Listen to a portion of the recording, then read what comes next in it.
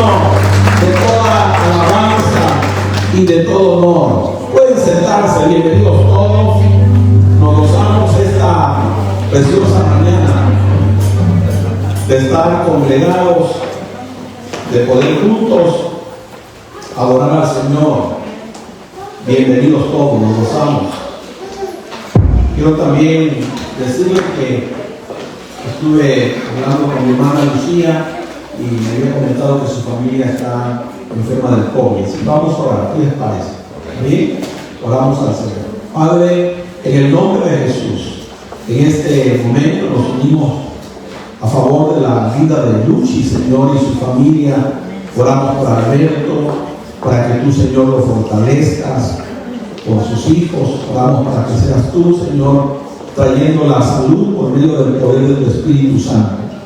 Por nuestro hermano Horacio, por nuestra hermana María, por todos los hermanos que pudiesen estar pasando por problemas de salud, por Eugenio, Señor, te pedimos, Señor, glorifícate en sus cuerpos.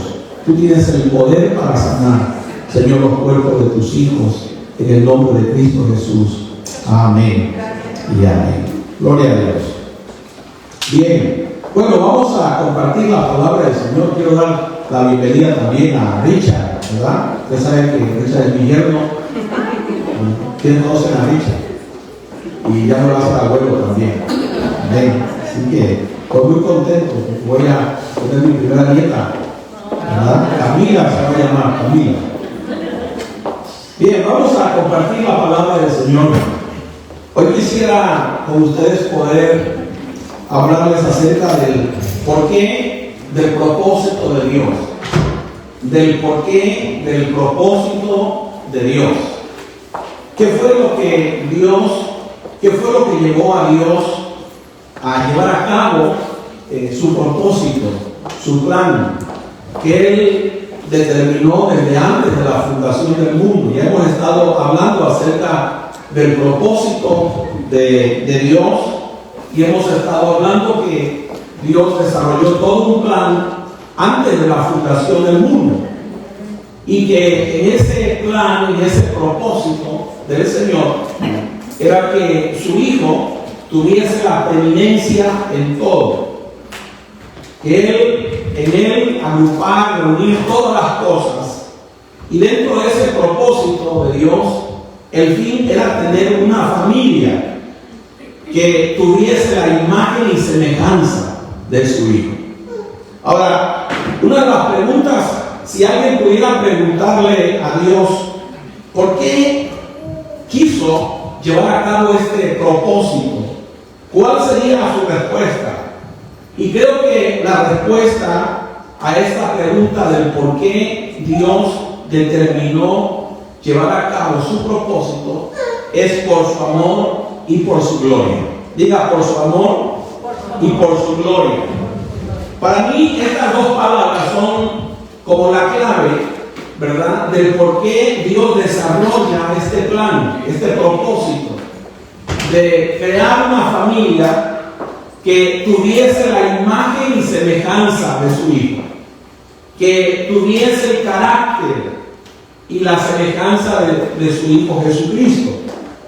Ahora, permítame que sea la palabra y el Espíritu Santo del Señor el que nos muestre por medio de las Escrituras de poder enseñarle de que estas dos cosas fueron el porqué de Dios, del por qué Dios desarrolla este propósito. Fue su amor, lo primero. El amor de Dios no es un sentimiento en el corazón de Dios, sino es la parte de su ser, o es parte de su ser, es parte de su naturaleza de Dios. Dios es amor. Diga, Dios es amor. En la primera carta de Juan, capítulo 4, versículo 8, dice el apóstol: el que no ama no ha conocido a Dios, porque Dios es amor. ¿Dios es qué? Amor. Dios es amor.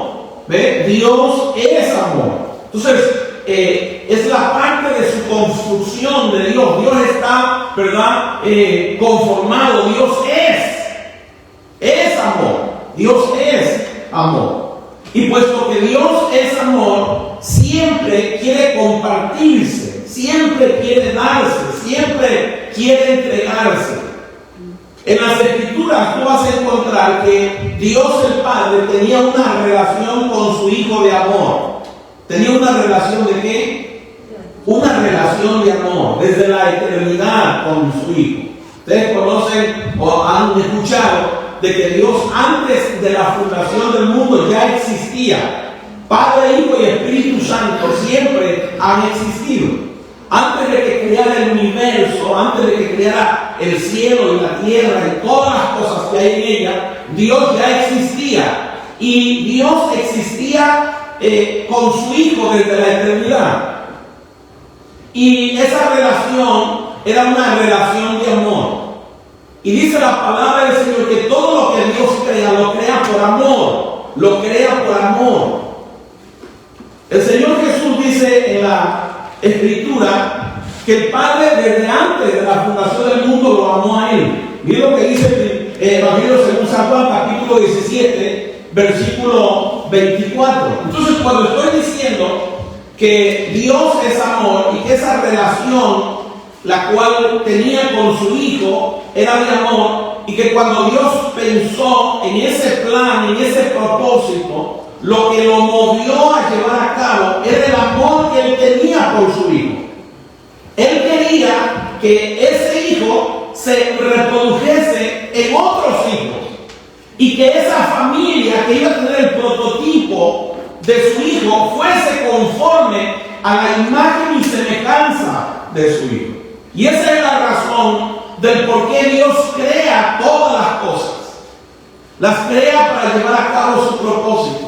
Y su propósito fue llevado por el amor de Dios que Él tenía para con su Hijo. Y Juan capítulo 17, versículo 24 dice: Padre, quiero que los que me has dado estén también conmigo donde yo estoy. ¿Para qué? Para que vean mi gloria, la gloria que me has dado, porque me has amado desde antes. ¿De qué? De la fundación del mundo. O sea, el Padre amó al Hijo desde antes de que el mundo fuera creado. Y cuando el Padre comienza a llevar a cabo su propósito, era ese amor que lo movía por su Hijo. Y cuando Él estaba pensando en esa familia, estaba pensando, ¿verdad?, en la imagen y semejanza de ese Hijo por el amor que Él sentía a Él.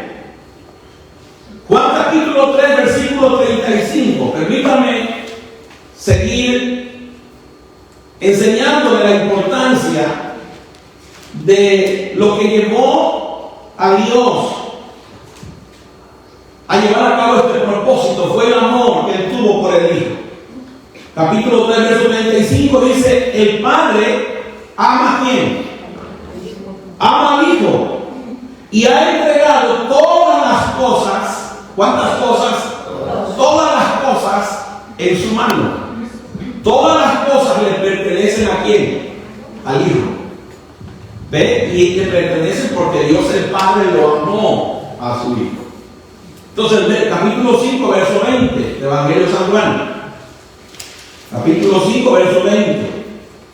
Dice el Señor: pues el Padre ama al Hijo y le muestra todo lo que Él mismo hace. Vea, el Padre ama al Hijo y le muestra todo lo que el Padre hace. ¿Sí vemos? Cómo Cristo está definiendo la relación de amor con el Padre basada en su dádiva de Él mismo. Dios el Padre, ¿verdad?, se dio y Dios mismo se impartió en el Hijo. El amor del Padre estaba en el Hijo. Cristo recibió todo lo que el Padre tenía, veía todo lo que el Padre hacía. Cristo, como hombre, refleja y manifestaba lo que era el Padre en sí. Entonces, la relación que Cristo tenía era una relación de amor y de gloria. Una relación de amor y de gloria. Miren lo que dice, otra vez lea conmigo, Juan capítulo 17, versículo 24. Dice: Padre, quiero que los que me has dado estén también conmigo donde yo estoy, para que vean mi gloria. Cristo, antes de la fundación del mundo, Él poseía la gloria de Dios. Por eso Filipenses capítulo 2, verso 5 en adelante, Él dice que Cristo se despojó de su gloria. ¿Ve? Él se despojó de su gloria. Cuando Él viene como siervo, pero Él tenía la gloria que el Padre le había dado. La misma gloria del Padre, esa Cristo la tenía.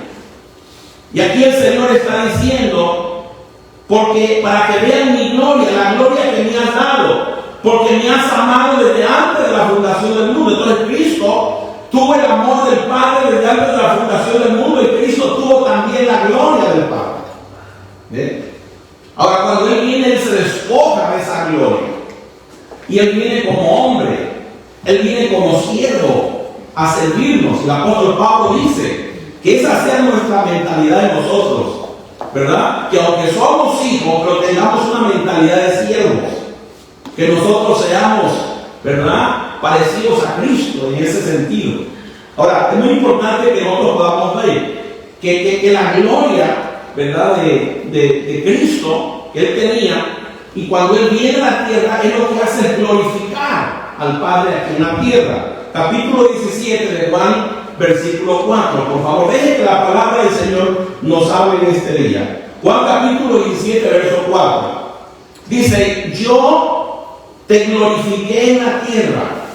¿Yo qué? Te glorifiqué en la tierra, habiendo terminado la obra que me diste que hiciera. Yo te glorifiqué en la tierra. Cuando Cristo viene, ¿verdad?, en la persona, en el cuerpo de Jesús, aquí en la tierra, Él vino a glorificar al Padre. Ahora, ¿qué significa la palabra glorificar? En el griego, esa palabra es doxazo, ¿verdad?, en el griego. Y significa hacer que la dignidad y el valor de alguna persona o cosa, en este caso es Dios, hacer que la dignidad y el valor, ¿verdad?, de Dios se manifiesten y se reconozcan.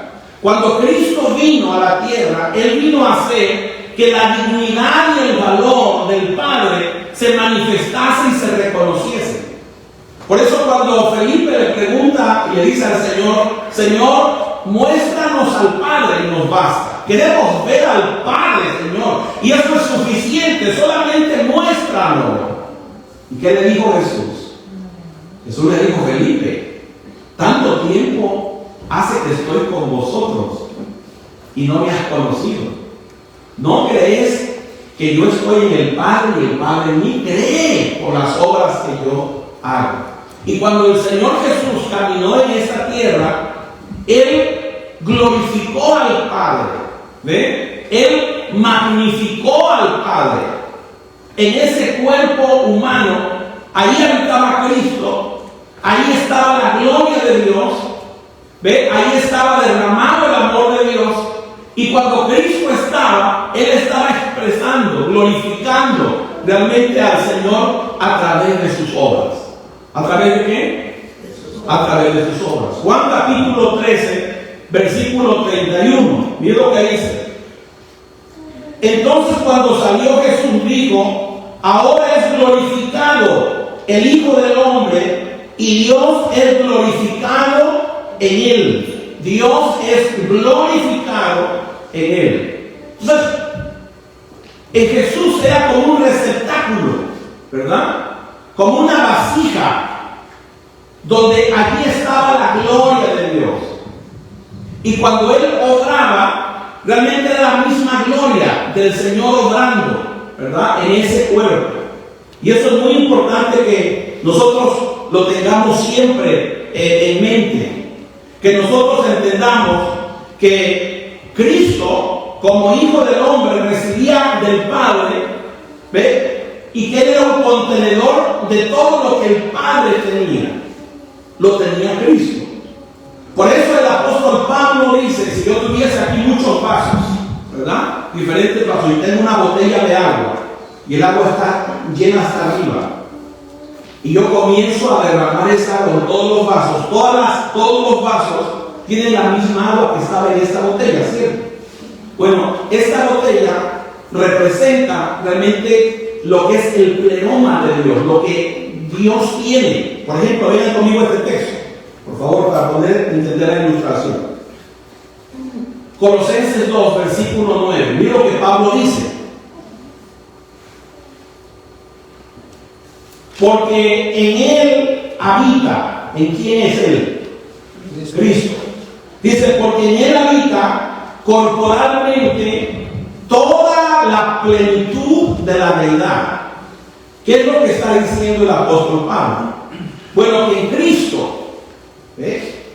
Vean la ilustración, una botella llena de agua. Que en Cristo habita toda la plenitud, todo el pleroma, todo lo que Dios tiene, habita en Cristo. Entonces dice Pablo, porque en Él, en Cristo, habita corporalmente todo lo de Dios. Todo lo que Dios tiene, habitaba en Cristo. Por eso es que Cristo es la gloria de Dios. ¿Cristo es qué? La gloria de Dios. En el Antiguo Testamento dice el Salmo, no a nosotros, oh Jehová, no a nosotros, sino a tu nombre, da gloria. ¿Ven? Por eso es que los hombres no tenían la gloria. La gloria viene por medio de Cristo. Dice que en Dios habitaba corporalmente toda la plenitud. Y que Cristo es la gloria de Dios. Pero lo glorioso es que ahora Cristo habita en nosotros. Y Pablo dice en la carta a los Colosenses, capítulo 1, versículo 27, a quien Dios quiso dar a conocer las riquezas de la gloria de este misterio. Ese era un misterio, ya hemos estado hablando de eso, que ese misterio había sido desconocido, de que Cristo pudiese, de que Dios pudiese morar, habitar en los hombres. Pero a Pablo se le reveló que ese misterio del propósito de Dios desde la eternidad, que lo que Él quería es que sus hijos portaran la misma imagen, la misma vida, la misma naturaleza, la misma gloria que el Hijo tiene. Entonces, por eso Colosenses 1, verso 27 dice, a quien Dios quiso dar a conocer las riquezas de la gloria de este misterio entre los gentiles, porque los gentiles ellos eran conocidos como los perros, como los que no tenían, ¿verdad? Como el pueblo que no había sido escogido por Dios, que solamente los judíos. Pero ahora Pablo, con la revelación y con el encargo que Dios estaba haciendo, de que saliera a predicarle a los gentiles que también en ellos esta gloria, esta vida, este misterio que había estado oculto antes, ahora también ellos podían ser portadores de esta gloria. Entonces Pablo dice, Cristo en vosotros, la esperanza de gloria. Amados, creo que muchas de las veces nosotros no valoramos eso. Nosotros no le damos valor realmente a lo que por la gracia del Señor tenemos, que es Cristo. Ve en nosotros, que es la vida de Cristo dentro de nuestros propios corazones. De la misma manera que la iglesia, como cuerpo de Cristo, ¿verdad? Así como cuando Jesús caminaba en la tierra y allí Él era una vasija de la presencia, de la gloria, del amor de Dios, así hoy la iglesia es el cuerpo, es la vasija. Todos nosotros somos vasijas, somos vasos que contienen la gloria, que contienen la presencia, que contienen la vida, ¿verdad?, del Hijo de Dios en nosotros. Por eso Cristo en vosotros, la esperanza de gloria. Eso a nosotros nos debe de generar tanta alegría, tanto gozo, tanta seguridad, tanto valor, amado, tanto agradecimiento en nuestros corazones. Pero a veces nosotros no vemos eso. Pero eso fue lo que transformó la vida del apóstol Pablo. Eso fue lo que la iglesia primitiva realmente valoró. Si Dios nos dio a su Hijo, ¿cómo no nos dará las demás cosas, dice el apóstol Pablo. ¿Quién acusará a los escogidos de Dios? Si Cristo murió y además Cristo resucitó e intercede por nosotros. Por eso nosotros debemos de vivir siempre agradecidos al Señor cuando la revelación del Cristo que se ha impartido dentro de ti está. Vas a vivir contento, vas a vivir alegre, independientemente de las situaciones que en la vida nos enfrentemos. Por eso el apóstol Pablo, ¿verdad?, escribiendo a los romanos, dice que estamos atribulados, en apuros y en tantas cosas que pasaba Pablo, pero no se las aventaba. ¿Sabe por qué? Porque por la gracia del Señor se le había dado la revelación de Cristo en él, que es poder de Dios en el nombre de Jesús. Por eso es que nosotros, cada vez que el Señor por su gracia, ¿verdad?, nos haga ver esto, tenemos que alentarnos, tenemos que alentarnos en el nombre del Señor Jesús, porque eso es lo que sucedió. Cuando por la gracia del Señor comenzó a revelarse en nuestros corazones, cuando alguien comenzó a hablar acerca del Señor, acerca de Cristo, creímos en el Señor, ¿verdad? Pusimos nuestra confianza en el Señor. Es porque el Señor sin duda estaba haciendo algo glorioso en el interior de nuestros corazones.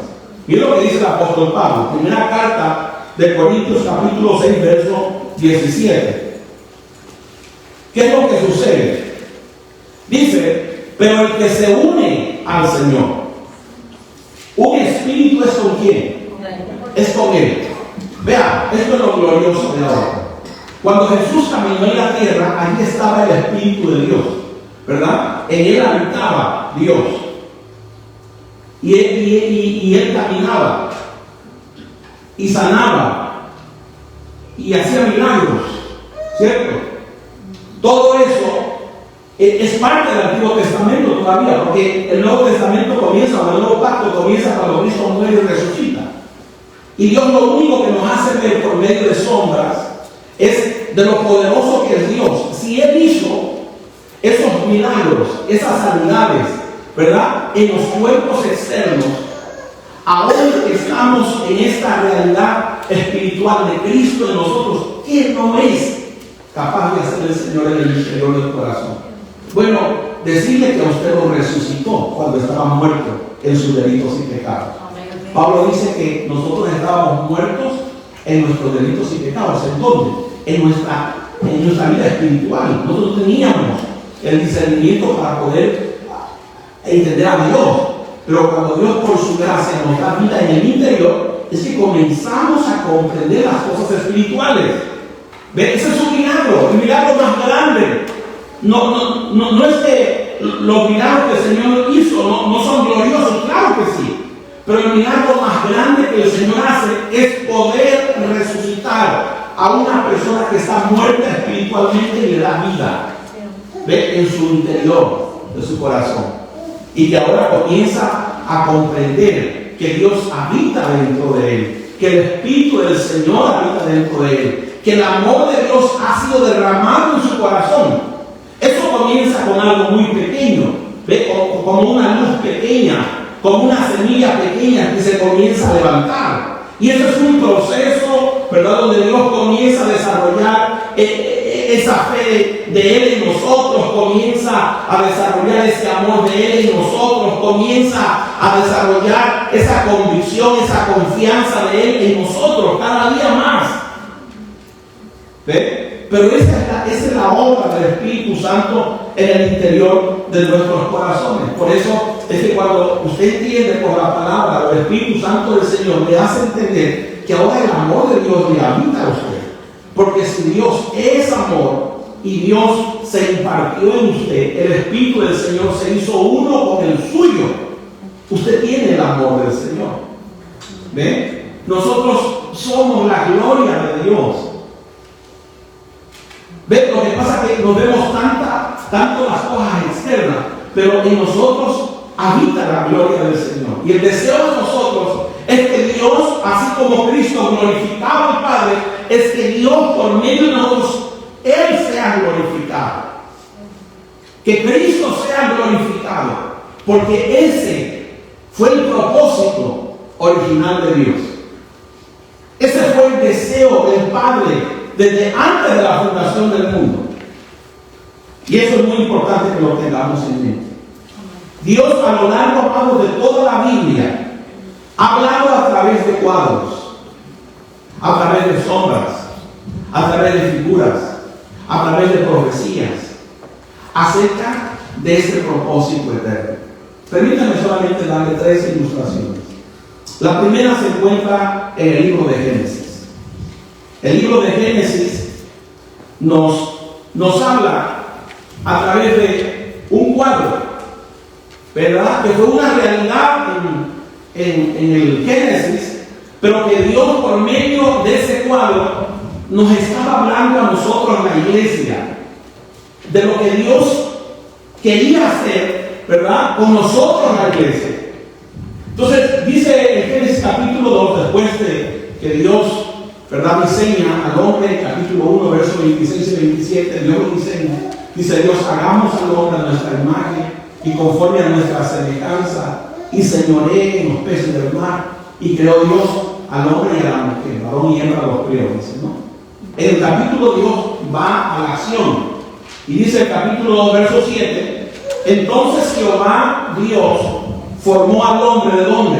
Del polvo. Del polvo de la tierra. Del polvo de la tierra. Dios crea al hombre del polvo de la tierra. Y Dios sopló en el hombre, dice la palabra. Y cuando Dios sopló en el hombre, en su nariz aliento de vida, el hombre fue un ser viviente. ¿Fue un qué? Un ser viviente. Un ser viviente. ¿Verdad? Los científicos dicen que nuestros cuerpos, cuando se desintegra, tienen todos los minerales que la tierra tiene, ¿cierto? Pero en ese hombre no solamente la tierra, es una composición, ¿verdad?, de espíritu y tierra. Dios del polvo de la tierra formó al hombre y sopló en él. Y cuando Dios sopló, se crearon todos los órganos del hombre. Y el hombre vino a ser un alma viviente, dice otra versión. ¿Ve? Entonces, vino a ser un alma viviente. Dios pone al hombre en el huerto y le dice: de todos los árboles del huerto podrás comer, menos de un árbol, del árbol de la ciencia, del bien y del mal. Puedes comer del árbol de la vida, de todos los árboles, menos del árbol de la ciencia, del bien y del mal. Porque el día que tú comas de ese árbol, ciertamente vas a morir. El hombre, cuando desobedeció a Dios, murió primero espiritualmente y posteriormente muere físicamente, ¿cierto?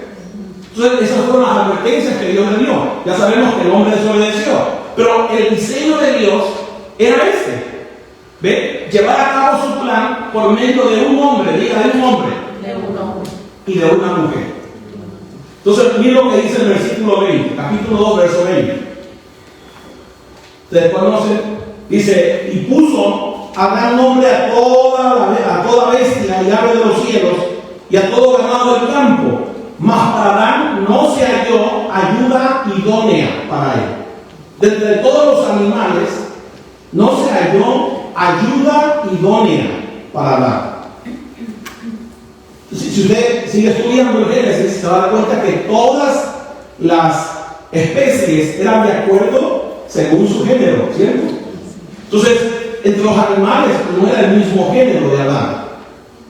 El versículo 21: entonces Jehová Dios hizo caer el sueño profundo sobre Adán, y mientras éste dormía, tomó una de sus costillas y cerró la carne en su lugar. Versículo 2: y de la costilla que Jehová Dios tomó del hombre, hizo una mujer y la trajo al hombre. Y dijo entonces Adán: esto es ahora hueso de mis huesos y carne de mi carne. Esta será llamada varona, porque del varón fue tomada. Por tanto, dejará el hombre a su padre y a su madre, y se unirá a su mujer, y será una sola ¿qué? carne. Una sola carne. Entonces Dios hizo algo maravilloso. ¿Ve? Proveer a Adán primero una compañera. El Señor hizo que Adán cayera en un sueño profundo, tomó de su costilla y construyó una mujer. Es lo que está diciendo el relato bíblico. Pero es algo muy interesante. ¿Saben por qué? Porque lo que el Señor está hablando desde allí, nos está enseñando un cuadro de lo que Dios quería hacer para que Dios pudiera conformar su familia. ¿Ve? Para que esa familia tuviese la misma vida, tuviese la misma imagen y fuera conforme a la misma semejanza de su hijo. Adán, lo que está Dios enseñándonos en el Génesis es que Adán está representando a Cristo. ¿Ve? Adán es un tipo, es una sombra, es una figura de Cristo. Por eso que dice la palabra del Señor que, ¿verdad?, el polvo de la tierra tomó a Adán. Y Cristo fue encarnado. Dios le preparó cuerpo. Así como Adán fue formado, Dios preparó un cuerpo para que Cristo pudiese habitar. Pero no solamente eso, dice que Él tuvo que ponerlo a dormir. Cristo también tiene que morir y tiene que resucitar, así como Adán. ¿Para qué? Para que de allí saliera su mujer. Bueno, con Cristo hizo exactamente lo mismo. ¿Ve? Eva representa lo que somos todos nosotros, la iglesia. Fuimos sacados de su vida, salimos de Él, tenemos su misma vida, tenemos su misma naturaleza.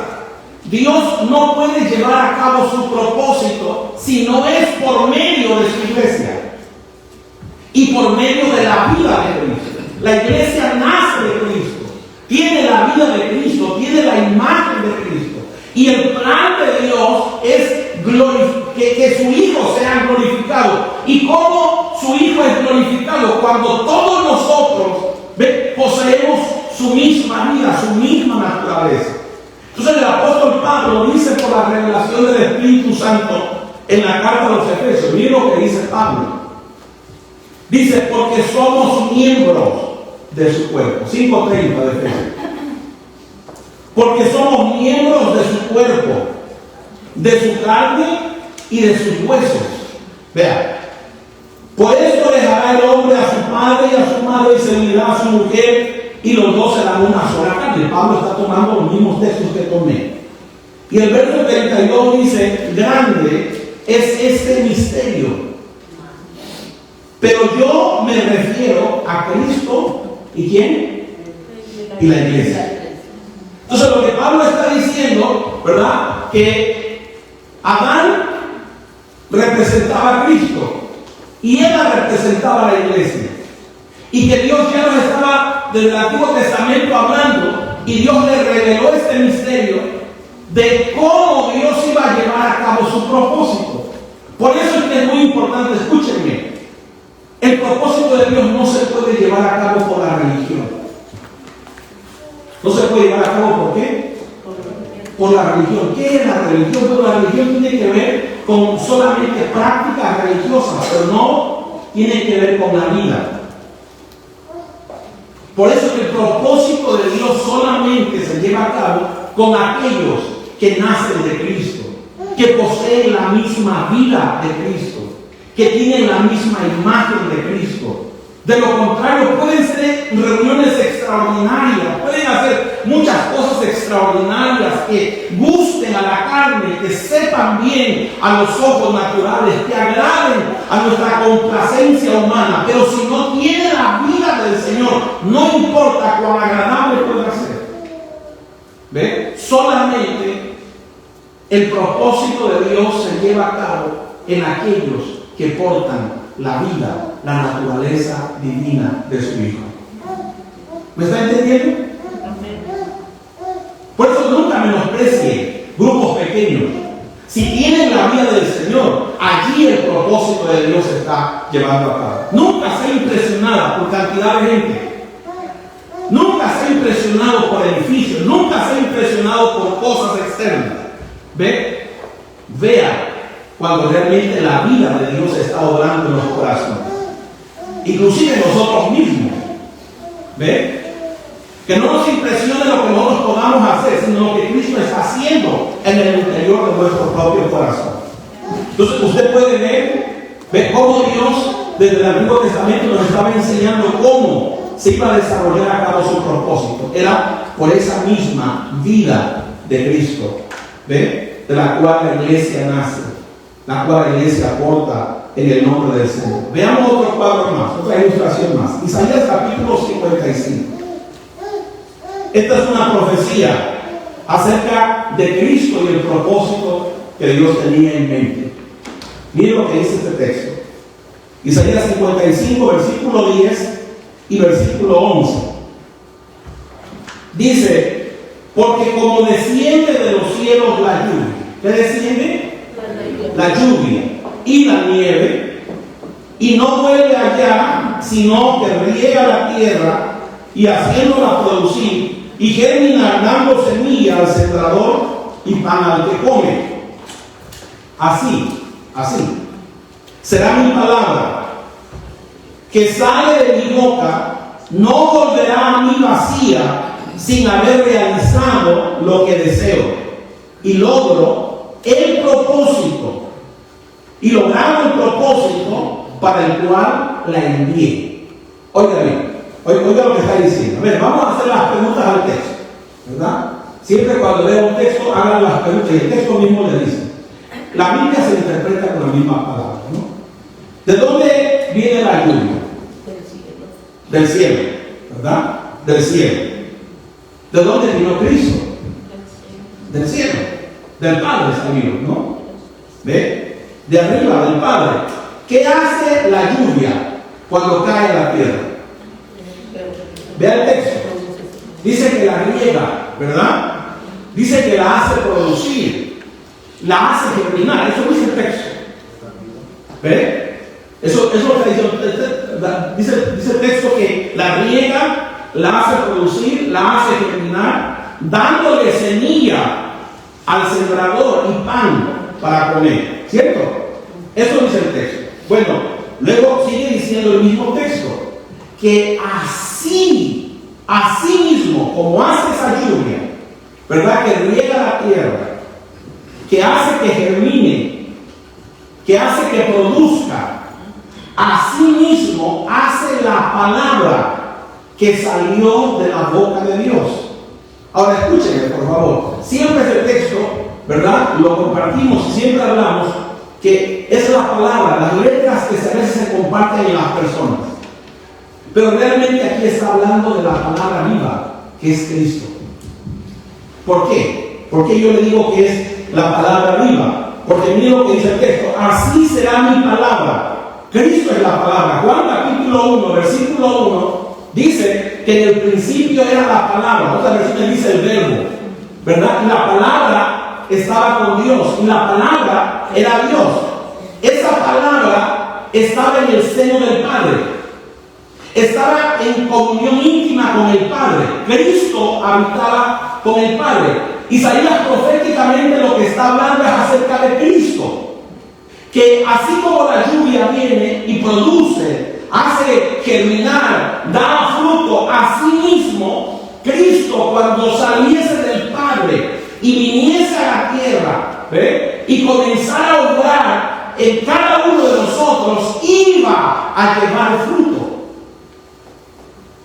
Es lo que está diciendo el Señor. ¿Ve? Entonces Cristo habitaba con el Padre. En el principio, mira lo que dice esta versión, la palabra de Dios para todos. Dice, en el principio, antes de la creación del mundo, ya existía la palabra, y la palabra estaba con Dios y era Dios. Esa palabra, según Juan capítulo 1, verso 18, a Dios nadie le dio jamás. A Dios del Padre nadie le ha visto jamás. El unigénito Hijo, el único que proviene del mismo género, ¿ve? Es Cristo. El unigénito del Hijo que está en el seno del Padre, Él le ha dado a conocer. Él salió del Padre, Él salió de la comunión íntima del Padre. Y Él vino a la tierra, tomó un cuerpo para expiar nuestro pecado. Pero una vez expió nuestro pecado, fue a la tumba. Y la Biblia dice que resucitó.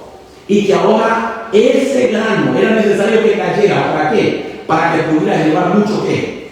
Mucho fruto. Y así es como el Padre es glorificado. Así es como el Padre es glorificado.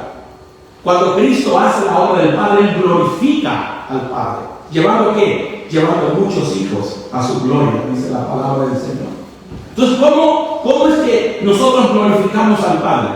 La palabra glorificar implica muchas cosas. ¿Ve? Implica darle gloria, darle honra, implica obedecerlo. Nosotros glorificamos al Padre cuando le obedecemos, cuando como iglesia entendemos nuestra misión aquí en la tierra. ¿Qué es qué? ¿Ve? Que la vida de otros también sean impactados por esta palabra viva que nos habita en el nombre del Señor. Que Cristo sea magnificado en otros también, en el nombre poderoso de Jesús. Termino con este texto. Vean conmigo a Juan capítulo 15, versículo 8. Mira lo que dice el Señor. ¿Cuál es el propósito eterno de Dios? Diga que su Hijo sea glorificado, que Cristo sea magnificado, crecido, dado a conocer en otros. ¿Ve? Llevar fruto para la gloria del Señor. Juan capítulo 15, verso 8 dice: en esto es glorificado mi Padre. En esto es glorificado mi Padre, en que llevéis mucho ¿qué? Fruto. Mucho fruto, y seáis así mis discípulos. ¿Ve? Dios el Padre es glorificado cuando fructificamos. Cuando fructificamos ¿qué? ¿Ve? La vida de su Hijo. Cuando la vida de su Hijo en nosotros es fructificada. Cuando el fruto del Espíritu Santo de Dios en nosotros es expresado. Cuando su amor, su paz, su gozo, su paciencia, su benignidad, su templanza, su mansedumbre, ¿verdad?, comienza a expresarse. Cuando ese fruto de Cristo, porque es el fruto del Espíritu Santo del Señor, comienza a ser expresado, Dios está siendo glorificado. Pero, queridos, esto no se puede llevar a cabo si nosotros no estamos bien claros, ¿verdad? Si no estamos bien claros con el contexto. Miren lo que dice capítulo 15, versículo 1. 15, versículo 1. Dice: yo soy la vid, ¿verdad? Jesús ilustra, hace una ilustración, una rama, poniendo un árbol, ¿verdad?, de vid, ¿no? Un árbol de vid. Dice: yo soy la vid verdadera. Oiga, y mi Padre es el labrador. ¿Quién es la vid verdadera? Cristo. ¿Ve? Y mi Padre el labrador. Todo pámpano, toda rama que en mí no lleva fruto, ¿qué le sucede? Dice: la quitará. ¿Ve? Dios no quiere ramas improductivas en la vida.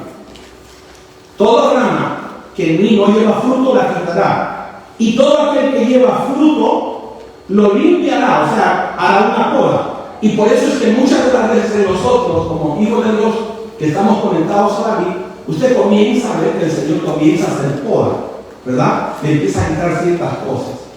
Y usted se preocupa tanto, le duele tanto, pero a veces es Dios haciendo eso para que dé más fruto. Porque hay cosas que a veces le estorban para que pueda fructificar en Dios. Entonces vea lo que está diciendo. Dice: lo quitará, y todo aquel que lleva fruto lo limpiará para que lleve más fruto. Versículo 4. Versículo 4. Permaneced en mí y yo en vosotros.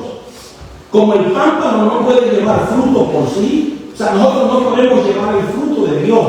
Por sí mismos no podemos llevar el fruto de Dios. Escuchen, muchas de las veces, ¿verdad?, los seres humanos piensan que ellos son buenos y tratan moralmente de hacer cosas moralmente buenas.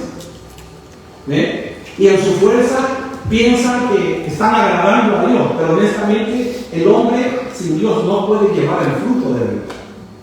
Todas las obras que los hombres puedan hacer desconectados de Dios, dice la Escritura que son como trapos sucios de menstruación de una mujer.